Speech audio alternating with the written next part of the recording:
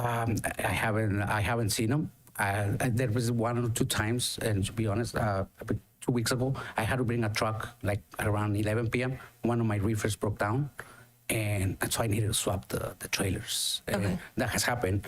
But other than that, I mean, they're idle sometimes, but not at nighttime. Mostly, they're never there. Once in a great while, they are. And I honestly, they're all the way in the back. I don't even hear them, to be honest. My house is in the front, and honestly, I can say no, or I can say yes, because, they're all the way in the back, so to be honest. Okay, I'm just kind of concerned about the neighbors that are in the area that may be being affected by the noise. On that note, I really appreciate staff, you guys doing that noise study. I feel a little bit better with having a noise study that was done by the staff rather than just an iPhone app. I think it gives a little bit more credibility to the noise study, so I appreciate that. I tend to look probably at the world with rose-colored glasses, and so I have to, it seems to me that it makes sense. Recording that in progress. We can all figure this out and kind of work together. I would like to make sure that there is some compliance for some of the issues that were addressed by the neighbors, but I would be open to doing kind of approving the conditional use permit, with just kind of making sure that we're being a good neighbor, really trying your best to really pay attention to the neighbors. I also understand that we are in a community that is ag, and there is some definite right to farm, and I'm very supportive of that. But I think if we all did a little bit and did our part, we could hopefully achieve those goals. So, and then of course, we would need to pay the fines within 30 days in the roadways that you seem agreeable to. And so those are my comments, so thank you. Supervisor Cosmic, you had something else? No, I think I'm okay. The truck route part, I was just going to point out that I can't wrap my head around the truck route issue, just because I just don't understand how agriculture can function without trucks. And so every farm in the area has trucks going to them. They're going to have to get off those routes at some point, and that's how you haul produce. You haul produce with large trucks. That's all I was going to point out. Supervisor Gonzalez. Yeah, a question arose to me. I went back and looked at the packet that was given to us by one of the residents. And can you explain, Mr. Barrera, the car paint shop that you have on your property, the hours of use, and what you're doing to minimize any kind of overflow of smell or anything to the neighbors? No, yeah, that happened, but that happens when I first started, when I got the property, and she left. Oh, okay. She went and told me, and I closed everything right away, and I'm paid. So when you say she, I'm assuming you code enforcement. Sorry. Okay. Yeah, and right away I told the guy, and it wasn't like painting, but it was how they when they crash and they put the little stuff on top. Well, that's what they were doing, and I told them not to, and I paid the fine as well. Okay. As soon as she told me, so I that's paid been the fine. corrected, then that's no longer an issue. Yeah, I corrected it and paid the fines. Okay, because that I do have firsthand experience with. My ex-husband used to do paint cars, and the smell coming home on him, his whole body, clothes, just reeked of the fumes from the paint, and I used to really resent that smell. So I couldn't imagine that being in a residential area. But if it's a non-issue, that's good to hear. Yeah, no, that was 2022. Okay, thank you. Sure. Okay, any other questions? No? Okay, so a couple of questions, and I thank all my colleagues because I've been checking off the questions, and I'm like feeling like you guys are stealing my thunder.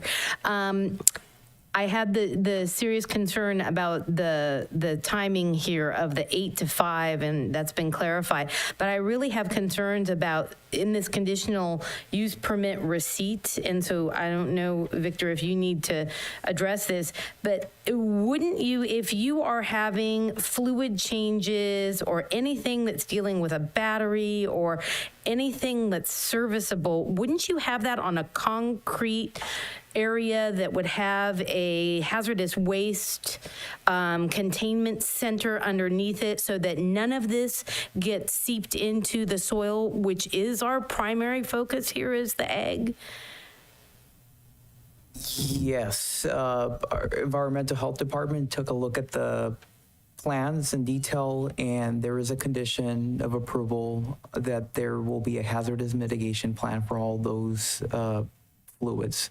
So we're talking about having a containment that will be on a concrete of some sort of a surface that's code that they require that will catch all of this so it doesn't go into the soil? So we're talking about a hazardous mitigation plan that will be reviewed by environmental health and approved by them. Okay. So okay. whatever those- So what we need to include in this conditional use permit is that you can't be doing any of that until that's been resolved. Okay. In my, that I'm sorry, just, I want to protect the soil. If we don't all agree, you guys can take whatever I'm saying out. I just, and there's no CEQA process when you're dealing with this kind of stuff. Man, we do CEQA on everything. And seriously, we're talking about drainage and hazardous materials. I do also have concerns about the portable trailers. Is that part of the conditional use permit? No. So are there portable trailers on the property? What do you consider a portable trailer? I'm talking about an actual trailer. It's a picture of a mobile home. Thank you. Good catch. I didn't catch. So is code enforcement here? Robin? Hi, Robin. Hi. I didn't know if you were hiding back there on purpose to get away from me. So have you had any complaints or violations of modular homes on the property?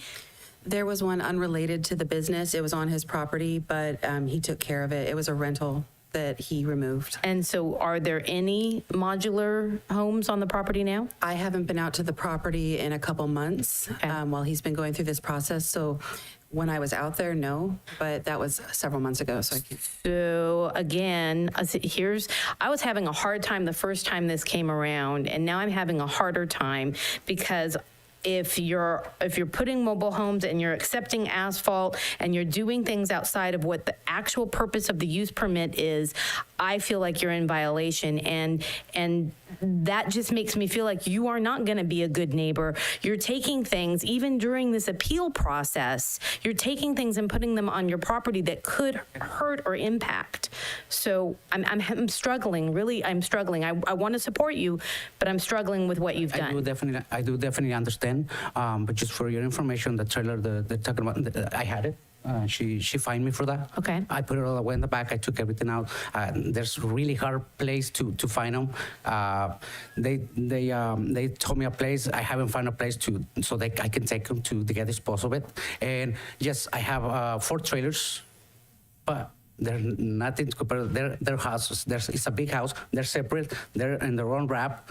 If one day I get permits for that or anything, but I'm just storage in them.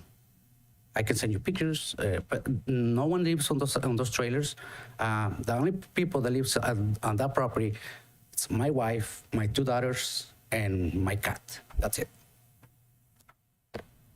Okay, so the trailers are on your property. Yeah. You have 4 of them. They're wrapped. No, pieces. So, you know, when they build a house. Yeah, they're there are 4 modular, pieces, so you've got 4 pieces that could either make But they're 1 or really 2 or connected. whatever. They're dropped with plastic. Okay.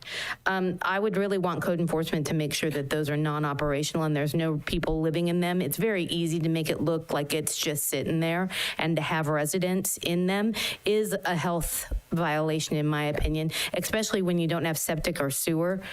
So I'm kind of talking over you to Robin and staff. In my opinion, that should be addressed. The asphalt that's been received and that you are going to get rid of, I think that needs to make sure if it's not gone within, I don't know what the time frame would be. In a week. So if you can't get rid of it in 2 weeks, you know, that's a code violation, and we're going to have to, if this is going to move forward, we've got to make sure that you're following the rules and there's no bending. And if the neighbors are making complaints to code enforcement, and then we have the right to remove this. So I'm thinking that the temporary conditional use permit until we get maybe a 6-month or year of no violations. But if you're constantly having violations that could hurt the ag industry or the soil, I have real concerns with that. I think that's all I had. And does any more continue conversation? I feel the struggle. I would just like to see whatever motion is made, that it's with the caveat that Supervisor Kosmicki had mentioned, that some sort of monitoring, which kind of runs in line with what you just mentioned, that if we do go ahead and approve it, that we are on it consistently. And if we have complaints from neighbors, they're acted upon, it's brought back to us. And is there a